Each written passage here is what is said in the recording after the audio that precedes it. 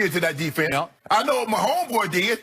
And you know what? Here's the bottom line. Tom Brady finally has a left tackle. Isaiah Wynn is activated. First-round pick. He's played only 2 NFL games, but I will bet you. Like that, Robert Quinn go hit it with that hop, rip. Yeah. I'm sorry. I just can't make enough case for Dak or bust against Brady and Belichick. 26-24 Cowboy. Yep. And I'm going to come in here and look in the camera. I sure hope you're right. Yep. Yep. Well, you did nice. That was a really slick pick on your part. So what am I supposed to do? You want me to pick the Patriots? I know what your heart says. No, my heart said Cowboys. Yeah. I told you last week. This is actually a can't win for you because somebody's going to win. Brady or Belichick, and you're going to, I mean, Brady or Dak, and you're going to have a hard time on I'm Monday. hoping for a tie. Yeah. Thank you. Now you admit it. Finally, you admit it. Ties. We will see. Mohamed Sanu, Philip Dorsett, question marks, though. Patriots. So we will I think see. they might go. We will see. All right, we are definitely not finished talking about this game today. We're going to get Lil Wayne's thoughts on it later. And maybe he'll be the tiebreaker. Yep. Before the NFL games kick off on Sunday, download the Fox Sports Super 6 app and play Super 6 NFL Sunday for free for a chance to win $250,000 of Terry Bradshaw's money. All right, the Texans beat the Colts 20-17 last night to take over sole possession of first place in the AFC South. Deshaun Watson finishing just shy of 300 passing yards. DeAndre Hopkins catching 2 deep touchdown passes, including the go-ahead score early in the fourth quarter. Shannon, how impressed were you by the Texans' performance? I was impressed with their offense because I think their offense can be dynamic. If they have 2 outstanding receivers, D-Hop, who's one of the top 2 or 3 receivers in all of football, Full of the fifth. When he can stay healthy, Skip, he has the speed to get downfield in a hurry. And Deshaun does a great job of throwing him the football. They can run the football fairly well with Carlos Hyde and Duke Johnson, but their defense leaves a lot to be desired. I'm shocked.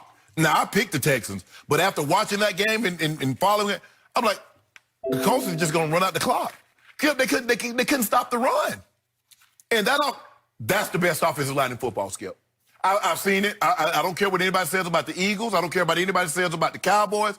The Indianapolis Colts have the best offensive line in football. Those Costanza and Quinn Nelson and Kelly and Globin and Brandon Smith, that's the best offensive line. I hear you. They did that with no Marlon Mack.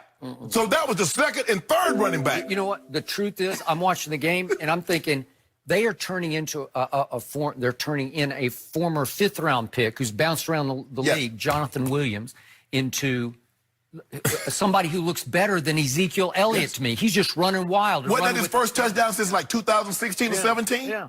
And Hines was gashing them. 39 rushes, 175 yards, 4.5 a carry. Yep. I just thought they were going to run out the clock.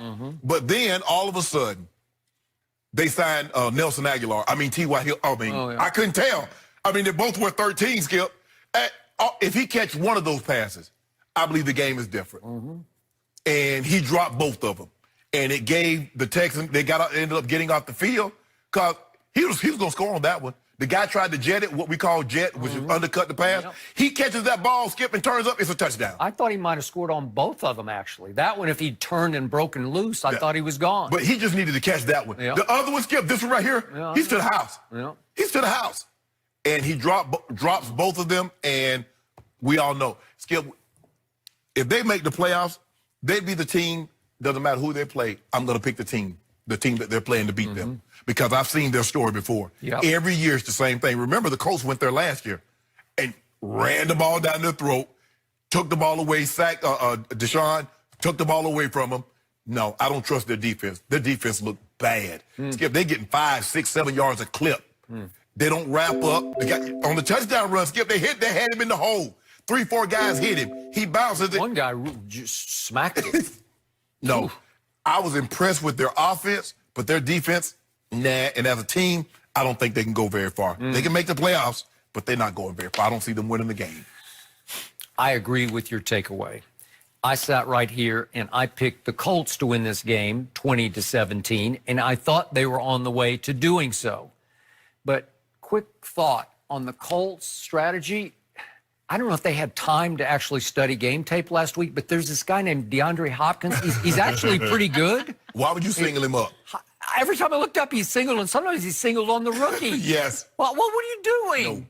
Well, what are you thinking? And then Malik Hooker just completely blows one coverage, and you let him run free, DeAndre Hopkins run free to the end zone, and Deshaun just sort of threw him a lollipop, like, here, just turn around and catch it, flat-footed. Really? What are you doing? There it is. He's just wide open, all alone, end zone. That's DeAndre Hopkins. No, you can't do that. Right? And you definitely don't want that guy one-on-one with a rookie, Skip. Yep. Why would you ever single him up? Okay, and then T.Y. Hilton. In 8 games in that building, he has averaged 133 yards receiving. That's a lot of catches in 8 games, 8 career games. Now, he's been out for 3 weeks, and you said yesterday you were skeptical about whether he'd even be able to play, and they did have him on a snap count. But still, those 2 plays, they're both 3rd and 4 plays, late 3rd, early 4th quarter. They're game breakers, where the first one, you're ahead 17-13. The next one, you're behind 20-17. But they're just 2 game breakers. Got like, it's T.Y. Hilton. Yeah. He kills them in that building. Yeah. And he killed his own team. And after the game, he took 100% of the blame. He said, put it on me. I'm also going to put some of the blame on the officials, otherwise known as the referees. Oh, you blew that one. How did this happen? There's T.Y. one more time. So Deshaun runs for 6 yards trying to kill the clock. It's down to the 35-yard line. Here we go. And the ball is loose, and Darius Leonard takes it away. He's got it, and he goes to the ground with it. And the statement issued by the officials after the game said that there was no clear recovery, that the offense recovered the football. No, they didn't. No, Darius Leonard's got it in his arms, and he said after the game, I had the football. And he said that Deshaun told him, you had the football. Right. What are you doing? And I'm not saying that would have decided the game, because they would have had it down around the 35. Right. They'd have to go the other way to tie, maybe, with 50 seconds left. Okay? Adam Vinatieri has struggled, but would you put money on him to tie the game at the buzzer? Yeah. From 45 yards? Would you put money? I bet on Adam Vinatieri to make that field goal. Still, you got to go. You got to go to the replay. You got to see that. They didn't even stop the game. And Skip, they said, don't blow it. Don't blow the whistle. We can always go back and say that he was down or yada, yada, yada. Take that to the replay. Why the hell you got replay, Skip, if you're not going to use it? That's the prime time to use the replay. Let's go back. Okay, we can see he fumbled the ball. Maybe they thought, well, he was down and Darius Leonard ripped it out. No. He loose. Yes, the ball is loose. You can clearly see it. You can clearly see the ball. Darius Leonard takes the ball, and he has it. And you don't review that? I don't get it. Why wouldn't you? I don't know. It's just another blunder. Like, this league is so great. It's better than that. Right.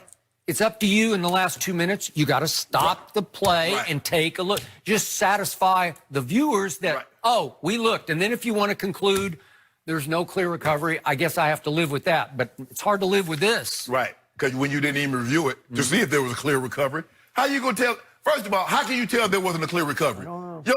The side judge, that guy right there, who can see that, Skip? Look, he's got 3 guys blocking his view. So how do you know it wasn't a clear recovery? You didn't even think it was a fumble.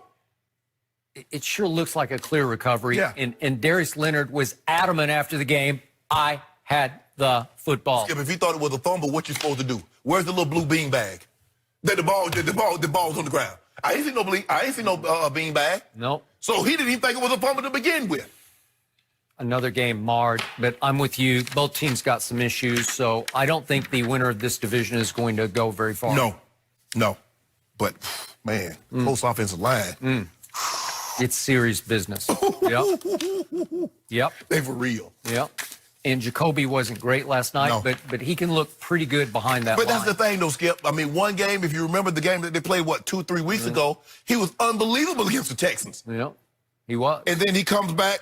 You look at him against Kansas City. They won the game, but they won mostly just running it down Kansas City's throat and controlling the clock. That's what you got to do. I mean, they got an offensive line that can do it. Yep. Well, the Texans seems to be making a habit of rebounding big from losses, and it was a good get-right game for Will Fuller. He was coming back from Miami, 140 yards, even though we didn't find the end zone. Too. I would agree. Yeah, because he kind of got shut down against the Ravens. All right, up next, Russell Wilson versus Carson Wentz. Something tells me